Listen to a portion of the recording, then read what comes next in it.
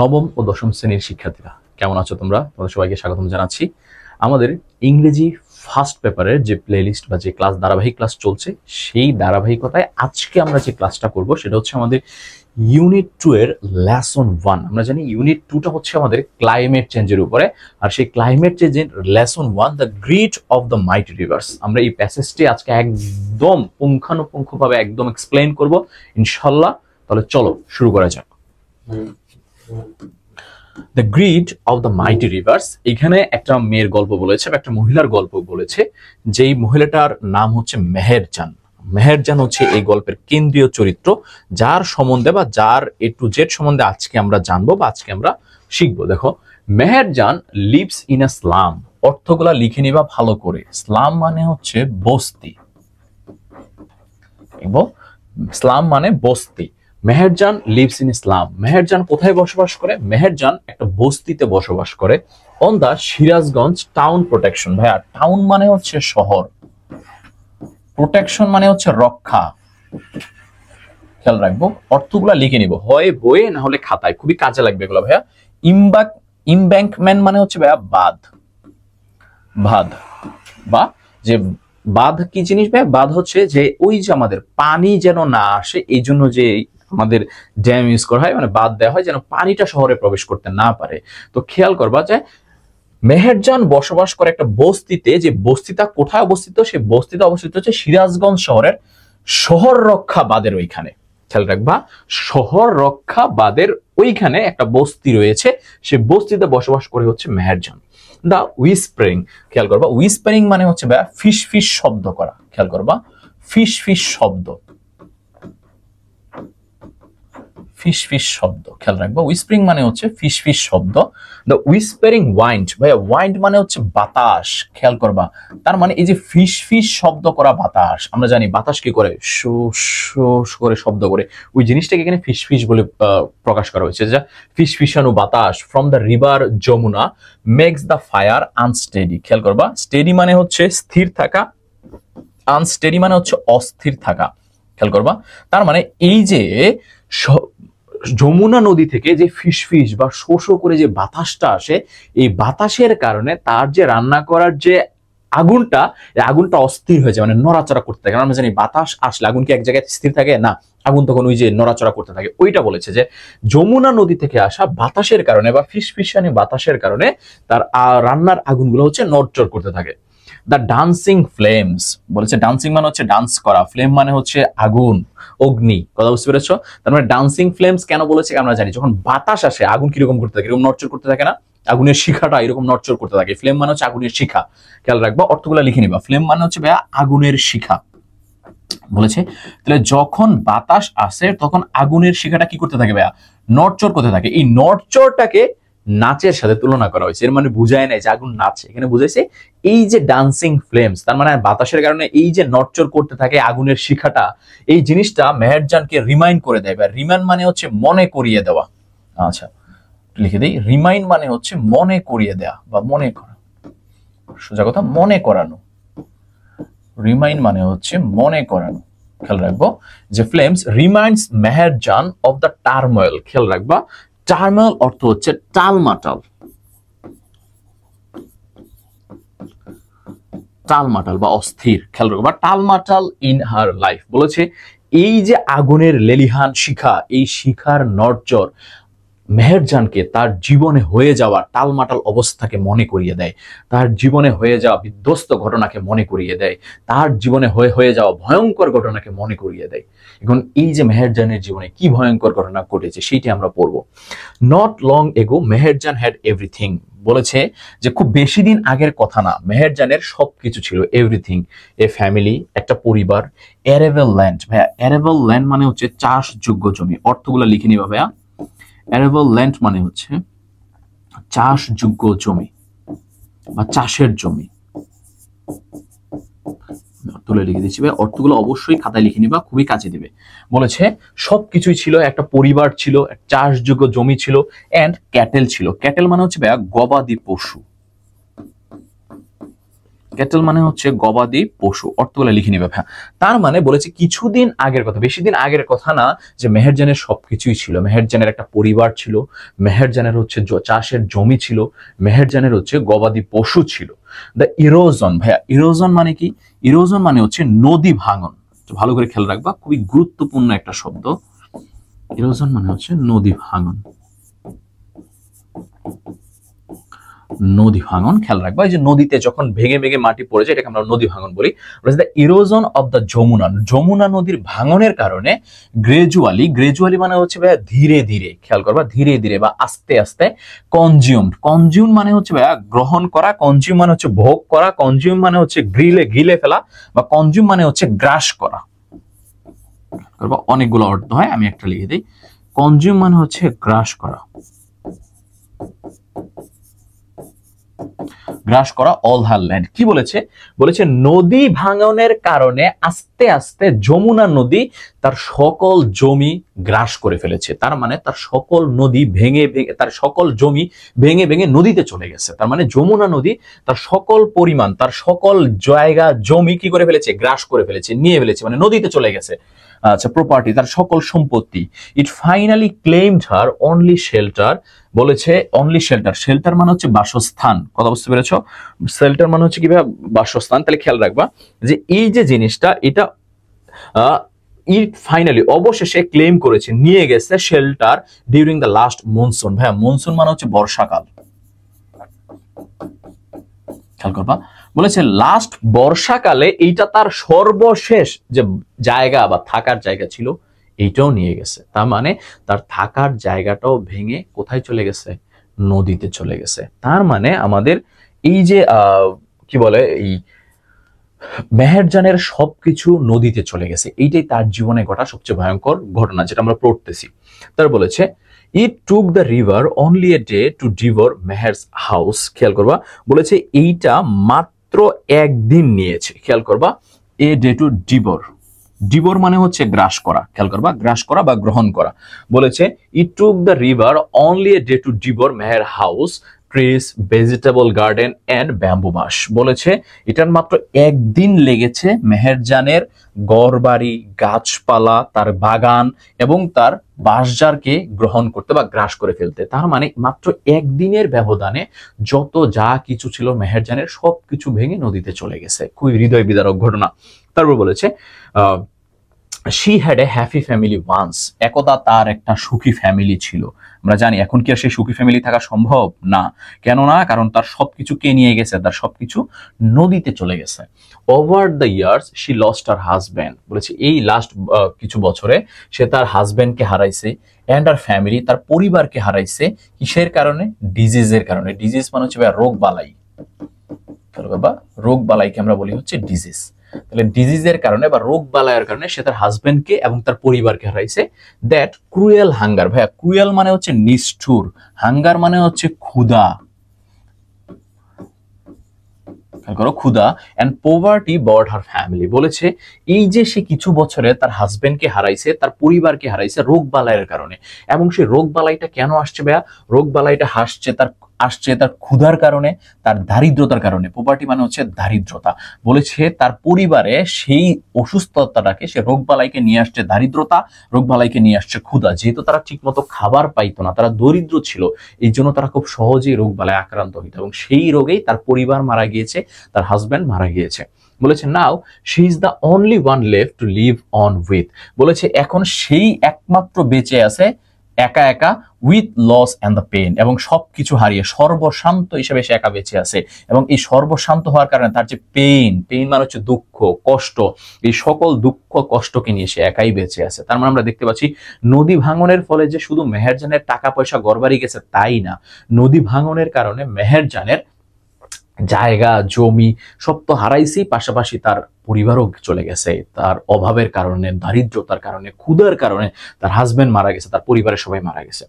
The greedy Jamuna, খেয়াল করবো greedy মানে হচ্ছে লুবি, যমুনা নদীকে বলেছে লুবি। ভাইয়া যমুনা নদীকে লুবি কেন বলেছে? তার কারণটা হচ্ছে ওই যে যমুনা নদীতে ভেঙে সবকিছু চলে গেছে, এর মানে সে বোঝাইছে যে যমুনা নদী আমার সব গ্রাস করে ফেলেছে, এই জন্য সে যমুনা নদীকে লুবি বলেছে। বলেছে the greedy Yamuna has shattered, খেয়াল করবা শ্যাটার্ড মানে হচ্ছে ছিন্ন বিচ্ছিন্ন করে ফেলা বা ছিন্ন ভিন্ন করে ফেলা, ছিন্ন ভিন্ন করে ফেলা। Shattered her dreams and happiness, বলেছে এই লুবি যমুনা তার স্বপ্নকে, তার সুখকে একবারে ছিন্ন বিচ্ছিন্ন করে ফেলেছে, কারণ সবকিছু যমুনা নদীতে চলে গেছে, যার কারণে এই যে মেহেরজানের জীবনে যত সুখ ছিল সব চলে গেছে, সব আনন্দ চলে গেছে। There are thousand other waiting to share the same fate, বলেছে আরো হাজার মানুষ বসে আছে যারা একই ভাগ্য, ফেট মানে হচ্ছে ভাগ্য, যারা একই ভাগ্য বরণ করবে মেহেরজানের মতো। তার মানে এই যে প্রত্যেক বছর যে নদীতে ভাঙন হচ্ছে, যার কারণে প্রত্যেক বছর ভাঙতেছে এবং আরো অনেক জায়গা জমি এখনো কন্টিনিউয়াসলি সামনের বছরই দেখা গেছে ভাঙবে বা আরো ভাঙবে। তো এই জন্য বলেছে যে আরো হাজার হাজার মানুষের একই অবস্থা হবে মেহেরজানের মতো, তাই না?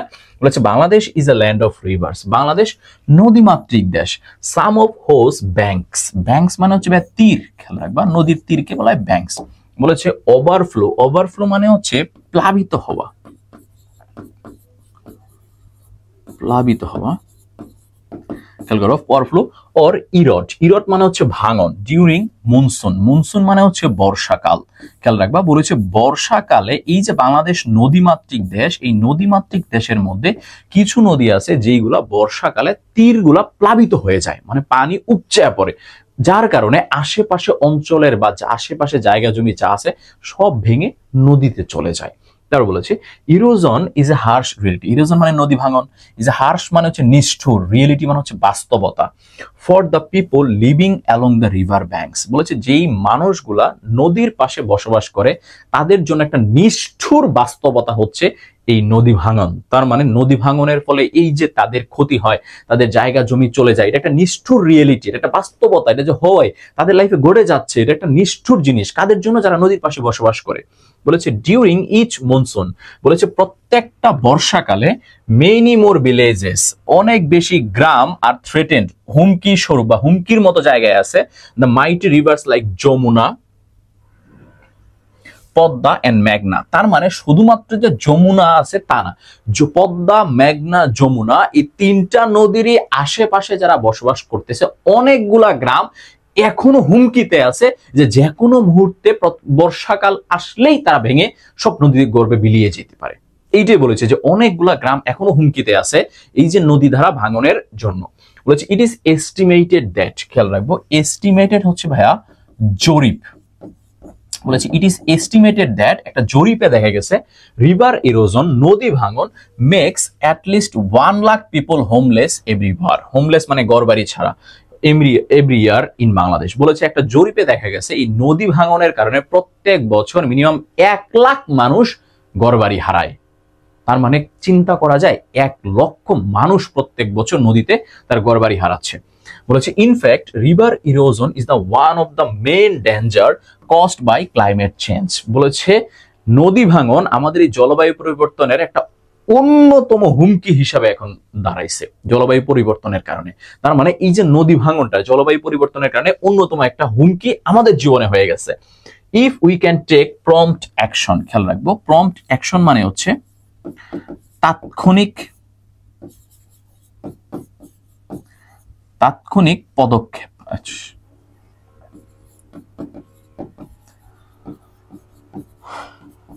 তাৎক্ষণিক পদক্ষেপ। টু অ্যাডাপ্ট, অ্যাডাপ্ট মানে হচ্ছে মানিয়ে নেওয়া, মানিয়ে নেওয়া ক্লাইমেট চেঞ্জ। বলেছে if we can take prompt action, বলেছে যদি আমরা তাৎক্ষণিক কোনো পদক্ষেপ না নেই এই জলবায়ু পরিবর্তনের সাথে মানিয়ে নিতে, there will be 1000 more Meherjans in our towns and villages every year। বলেছে আমরা যদি এই জলবায়ু পরিবর্তনের সাথে নিজেদেরকে মানিয়ে নেওয়ার জন্য সঠিক ব্যবস্থা না নেই, প্রত্যেক বছর এরকম হাজারো মেহেরজান তৈরি হবে যারা প্রত্যেক বছর এই নদী ভাঙনের কারণে ঘরবাড়ি হারাবে। তার মানে আমাদের প্রপার অ্যাকশন নেওয়া উচিত। এবার আমরা এই এই লেসনের the great of the mighty rivers এর টেক্সট বুকের যেই কোশ্চেনগুলো রয়েছে সেই কোশ্চেনগুলো আমরা পড়বো বা সলভ করব। দেখো, what does Meherjaan use to make fire for cooking her mills? বলেছে কি দিয়ে মেহেরজান আগুন ধরাইতো তার রান্না করার জন্য। খেয়াল রাখবা, মেহেরজান ইউজ টুইগস, টুইগস মানে হচ্ছে এক কাঠি, and branches মানে হচ্ছে খড়কুটো। খেয়াল করবা, Meherjaan use টুইগস and branches to make fire। খেয়াল করবা, তাহলে মেহেরজান খড়কুটো, আমরা যেটা বলি ব্রাঞ্চেস মানে খড়কুটো, খড়কুটো কাঠি এইগুলা দিয়ে হচ্ছে সে আগুন জ্বালাইতো রান্না করার জন্য। তারপর বলেছে what property did Meherjan lose due to river erosion? বলেছে কোন প্রপার্টি, কোন সম্পত্তি মেহেরজান হারাইছে রিভার ইরোশনের কারণে। খেয়াল রাখবা, Meherjaan lose his home, or her home, garden, also bamboo bhasjar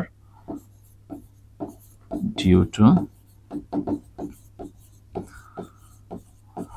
river erosion. মনে রাখবা, নদী ভাঙনের কারণে মেহেরজান তার ঘরবাড়ি হারাইছে, তার বাগান হারাইছে, তার ব্যাম্বো বাঁশঝাড় হারাইছে এই নদী ভাঙনের কারণে, তার প্রপার্টি হিসাবে।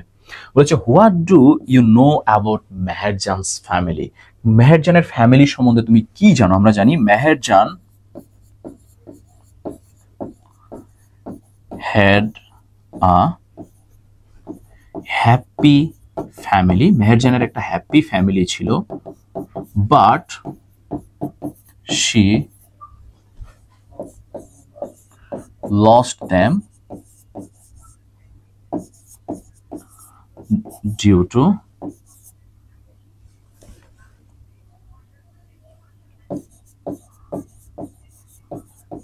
hunger and poverty।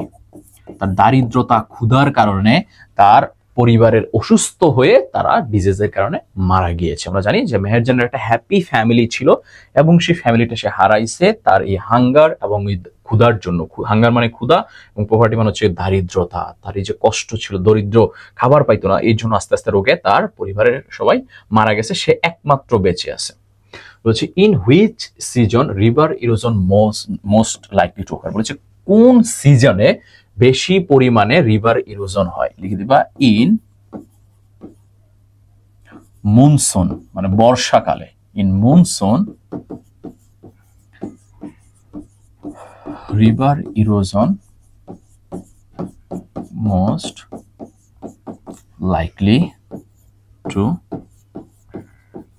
অকার। খেয়াল রাখবো যে মনসুনের সময় বা হচ্ছে আমি যদি বলি হচ্ছে বর্ষাকালে হচ্ছে এই রিভার ইরোশন সব থেকে বেশি ঘটে।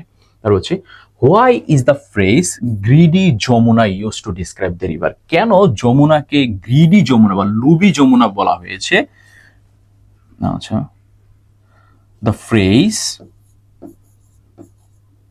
বলছে what greed do you notice in the description? তুমি এই বর্ণনায় কোন লোভটা পাইছো? যমুনা নদীর কোন লোভের কারণে তাকে লোভী যমুনা বলা হয়েছে? খেয়াল করবা, the phrase greedy Jamuna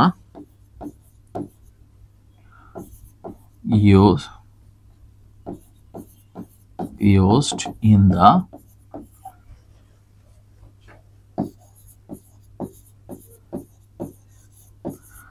passage because Jamuna takes people's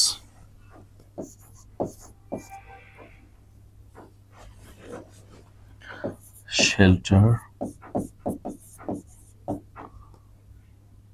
arable land,